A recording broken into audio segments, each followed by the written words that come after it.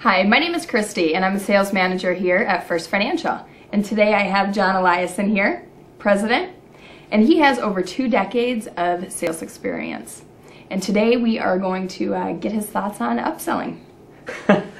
We are. I've got a lot of thoughts on upselling. Actually, the cool thing about upselling, or what's important, I think, I know it was for me, is when I started, I was making no money, 100% commission. I needed to either A, sell a whole bunch of stuff, or those times I was up to bat and was selling, I needed to make as much money as possible. And that's, you know, the way to make money or more money is to sell more stuff or to make more money per sale. So when you're first starting and you don't have a big pipeline all queued up, and even if you do, you want to make as much money per sale as possible without selling junk that the buyer doesn't really need or is not really good for them. So it's got to be a win-win. So you want to establish a win-win. And I think everybody's familiar when you go into like a today. You get sold all the time, or you should.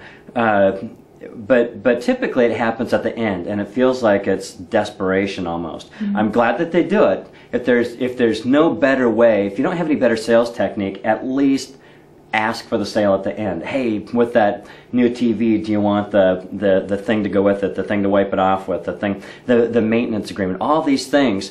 Do ask for it, because some people do really want this stuff, and they go, oh yeah, that'd be a really good idea. I usually don't buy the extended warranty on things, but I have. You know, it depends on the situation. But you know, it's that old thing: if you don't win, if you don't enter, you can't win. So I always ask for it. But I think the best way to do an upsell is to be thinking about the upsell before the end of the sale, and to weave it into your sales presentation. And the best way to do that is to do the proper sales technique, not just blast through a sales presentation and be telling, but asking some questions along the way, like, you know, ask them what they have now, how do they like it, how has it worked, how would it be different.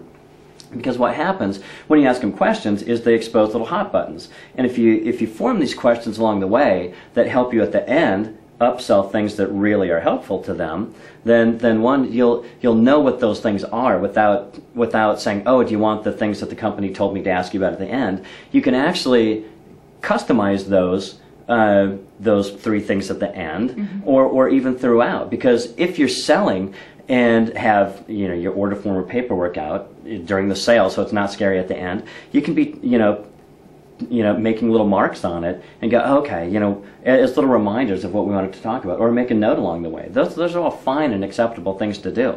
So that's the way that I found it to work best, and you know, it's just a really good, solid way to sell, and you end up, it's a win-win at the end. You do get an upsell more often than not, and of course you have to ask for it.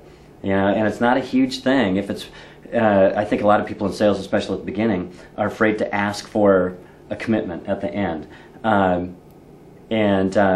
it doesn't have to be a scary thing if you've asked the right questions along the way, and people are telling you really what they want and what they're looking for. And that's just a matter of completing the paperwork and getting a signature, or how paying, or however at the end. It's not a big close, and almost always, if you have it in mind, there can be an upsell at the end.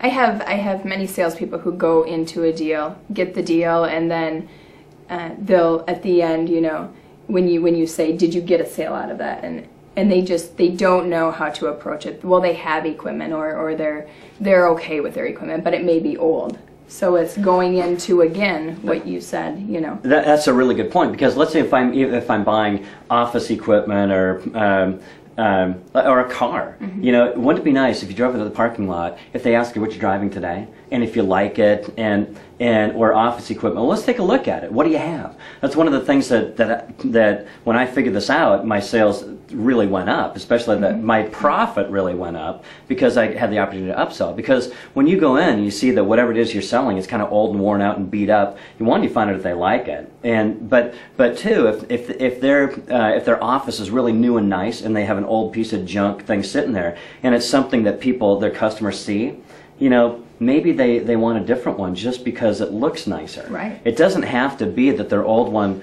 you know, ask them, you know, if I got you, do you like it? Are you satisfied with this? Is this the good enough for you? Mm-hmm. And then they go, well, you know, it is kind of old, and I have seen newer ones that are quieter and faster. This one still works. So let me ask you if I could get you a new one. And this is where, you know, it's often if it's equipment or, you know, financing comes into play, and you should use it because it's there as a tool. You know, if I could get you something for $39 a month, you know, that was quicker, cleaner, faster, you know, the 9-key didn't stick, or whatever the case is, right. you know, that looked better in your office, because you've got a beautiful office.